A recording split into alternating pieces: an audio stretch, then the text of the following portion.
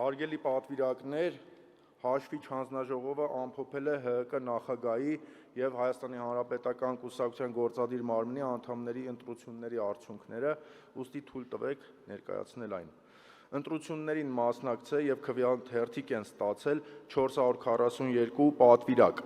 Հայաստանի Հանրապետական կուսակցության նախագահի պաշտոնի համար առաջադրված Սերժ Ազատի Սարգսյանը ստացել է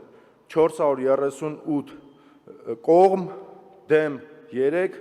1 քվեաթերթիկ ճանաչվել է անվավեր։ Այսպիսով հաշվիչ հանրապետականներս ձեր կարիքը շատ ունենք։